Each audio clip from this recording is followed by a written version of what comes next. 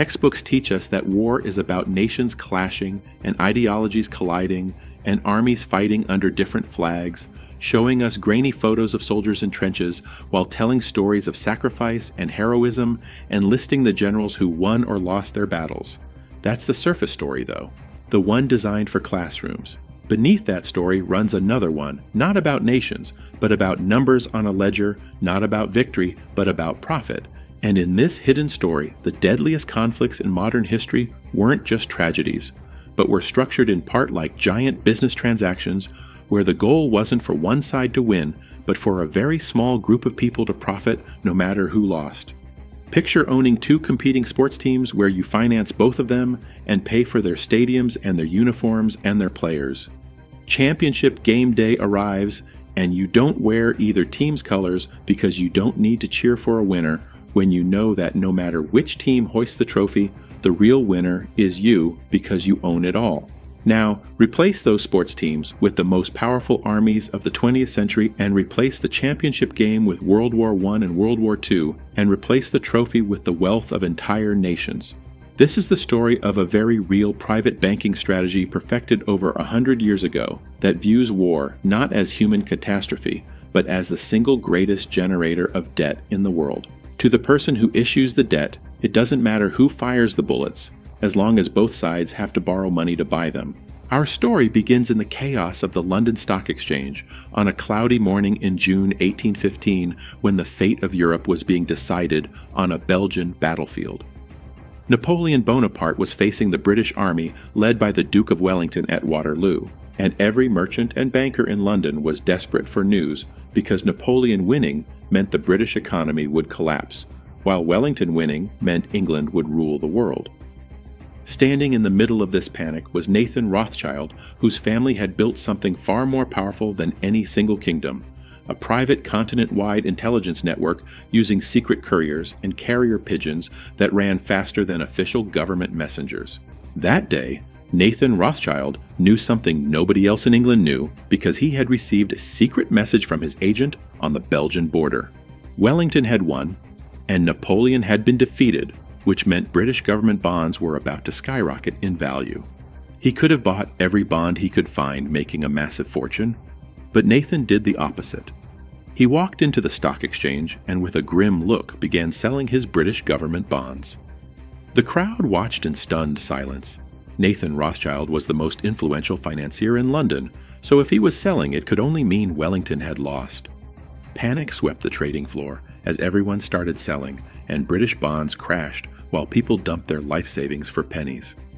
But while everyone frantically sold in the open, Rothschild's agents were quietly buying everything for a tiny fraction of its real value.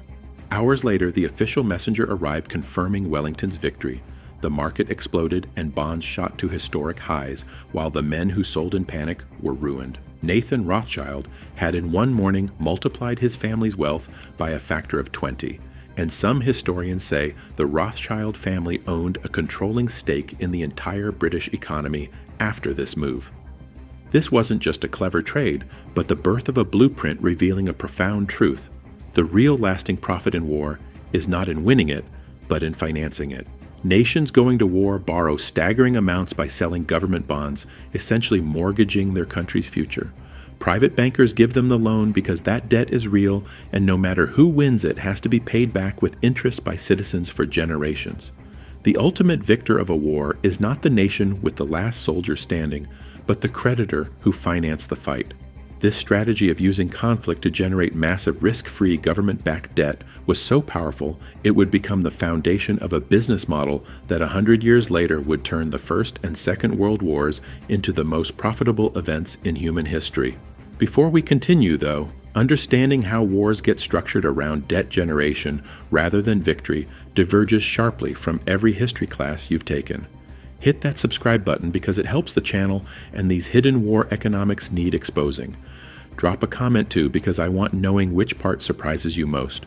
By the 20th century's dawn, the financial world's center was shifting from London to New York, where families like Morgan controlled steel and railroads while Rockefeller controlled oil. J.P. Morgan's House of Morgan was the American bridge for European capital flowing into American industry and deeply intertwined with the Rothschild network, while the Rockefellers through National City Bank built their own financial empire. These families were competitors, but understood the same fundamental blueprint. Real power wasn't in making things, but in controlling the credit that allowed things to be made. When World War I exploded in 1914, America under President Wilson declared itself neutral. But for Wall Street bankers, neutrality wasn't a principle, but a business opportunity. Britain and France needed rifles and bullets and cannons and steel and oil, and America was the only country with industrial power to supply it all. At first, the Allies paid with gold, shipped across the Atlantic, but within a year their gold reserves were running dangerously low. J.P. Morgan Jr. stepped in and became their sole purchasing agent in the United States, organizing a syndicate of over 2,000 American banks and arranging a massive $500 million loan, the largest in financial history. Suddenly, American neutrality was fantasy. The country wasn't officially at war, but its entire system was mobilized to support one side, and J.P. Morgan collected a commission on every dollar the Allies spent while industries ran 24 hours fulfilling war contracts. But here's where the blueprint gets interesting. What about Germany? While Morgan turned America into the Allied arsenal, the Warburg banking family managed the German war effort. Max Warburg headed German Secret Service and financed the German war machine, while his brother Paul Warburg sat at the top of the American Federal Reserve arranging loans to fight that same machine. This wasn't coincidence, but the nature of international banking. These families' allegiance wasn't to flags, but to finance. And through institutions like National City Bank, loans were quietly arranged for interests beneficial to both sides. Money has no passport. By 1917, Morgan's syndicate had loaned over $2 billion to the Allies, and they were getting nervous because their bet looked bad. Germany's submarine warfare was choking Atlantic supplies, Russia was collapsing, the French army neared mutiny, and Britain was nearly bankrupt. If the Allies lost, they'd default, and $2 billion in loans would become worthless, potentially collapsing the entire American banking system tied to the Allied cause. Wilson's neutrality was no longer good business, but a threat. The bankers needed the Allies to win, and there was only one way to guarantee it. America had to enter the war. We learn in school that America entered World War I because of the Lusitania sinking, or a moral crusade for democracy, but the timeline tells a different story. The Lusitania sank in 1915, and America didn't declare war until 1917, and for those 2 years, Wilson won re-election on "He kept us out of war." What changed was the money. Loans were coming due, and default risk grew daily, so newspapers suddenly filled with German atrocity stories as a massive propaganda campaign began, funded by the banking and industrial interests standing to lose everything. J.P. Morgan spent millions financing pro-war lobbying, painting Germans as monsters, and the war as glorious civilization battle. Pressure on Wilson became immense, and in April 1917 he asked Congress for war declaration. The investment had to be protected. American soldiers were drafted and shipped across the Atlantic, tipping the balance, and just over a year later, Germany surrendered. The bankers' bet paid off. Winning the war wasn't the final blueprint step because the most profitable part came in financing the peace. The 1919 Treaty of Versailles looked like creating peace but was really about settling debts. The Allies owed billions to American bankers with no way to pay back, so they forced Germany to pay for everything, not just what they owed America, but the entire war cost for everyone. The treaty imposed crippling debt on Germany so vast it was impossible to ever repay. John Maynard Keynes called it a Carthaginian peace designed to destroy Germany's economy for generations, warning it would lead to bitterness and resentment and eventually another war. He was right.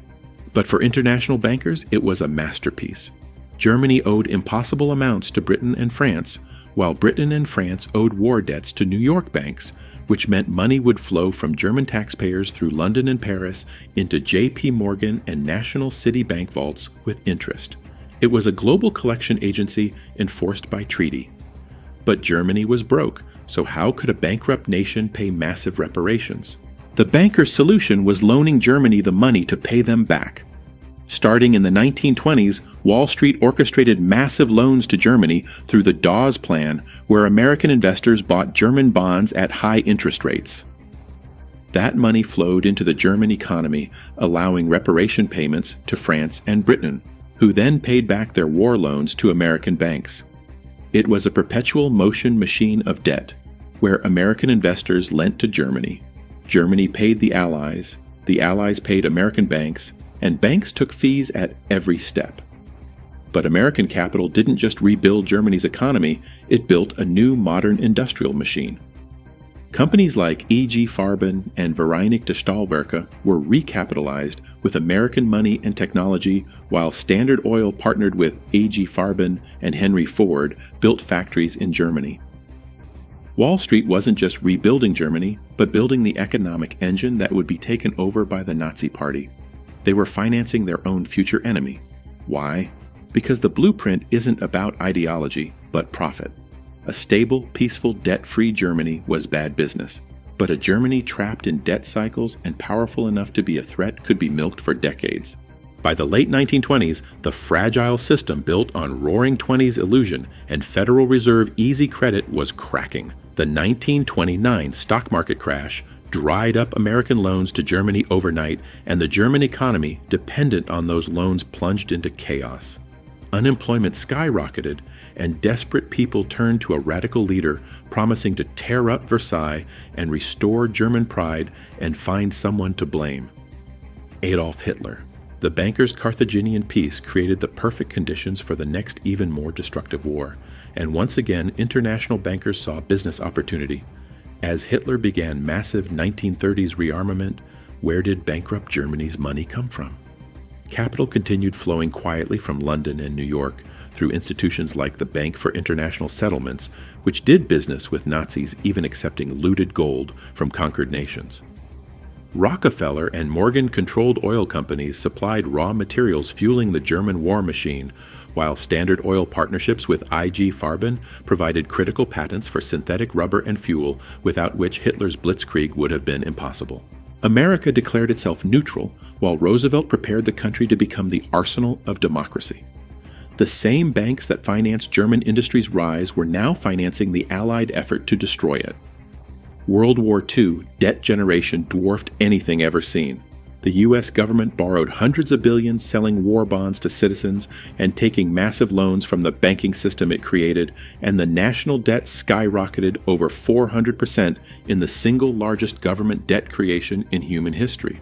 Who collected interest on that debt? The private banks making up the Federal Reserve, who turned American patriotism into guaranteed risk-free profit flowing for generations. The war destroyed Europe and Japan, leaving millions dead and cities in rubble. But for financial blueprint architects, it was ultimate success, establishing a new world order where America was undisputed superpower and the U.S. dollar, controlled by its central bank, was the world's reserve currency. The cycle was complete. War financed by private banks creates crisis. Crisis imposes punitive peace, creating more debt and desperation. Desperation leads to bigger war. And that war generates astronomical debt, concentrating unimaginable wealth in creditors' hands who funded the whole destructive cycle from the beginning. Finance both sides and profit from buildup and profit from destruction and profit from rebuilding. Use war to generate government debt and use that debt to control governments. The human cost, lives lost and cities burned and generations scarred, never enters the balance sheet. Back to our sports team story. You don't just own both teams, but also the ticket company and the broadcast network and the hot dog stands and the parking lots, and you loan both teams money to pay players while taking cuts at every step. When the game ends, the field is a mess, and players are exhausted and broken, but you're richer and more powerful than ever. You didn't care who won because you just needed the game played. Think about the last 70 years. Cold War and Korea and Vietnam and the War on Terror in Iraq and Afghanistan. Each conflict, regardless of stated political goals, has one guaranteed outcome: massive government borrowing and spending. Trillions created out of thin air by central banks and loaned to governments, trillions in profits for the military-industrial complex and financial institutions inextricably linked to it. Names may change and banks may merge, but the underlying strategy remains the same: a system designed to privatize war profits and socialize costs onto the public through debt and inflation. We taxpayers pay for bombs and then pay interest on money borrowed to buy the bombs. We're told these wars are for freedom and democracy and national security, but following the money finds a simpler, darker motive. A business model thriving on conflict and instability and destruction. The $4 trillion strategy that funded the bloodiest century in human history and its operating system is still humming away quietly in our modern world's background. Understanding how the system truly works, not the school story, but the story written on international finance ledgers, is the first step to changing it. It's a story not of nations and ideologies, but of debtors and creditors. And the most powerful force isn't an army, but an interest-bearing loan. Thanks for watching. Here's what I want. Knowing from you, though. Knowing this blueprint exists and still operates today, do you think it's possible to break this cycle of war for profit, or is the system too deeply entrenched in our financial infrastructure to ever change? That question determines whether we're doomed to repeat these patterns or whether understanding them gives us power to disrupt them. So drop your take in the comments, because I genuinely want hearing whether you think reform is possible or if the system is too far gone. If this video made you look at the world differently, then share it, because understanding this blueprint is the beginning of reclaiming our future from those who learn to profit from our pain. Next time you hear war drums beating, ask who stands to profit and who issues the loans, because the most important battles aren't fought on fields but in banks, and it's a war that never ends.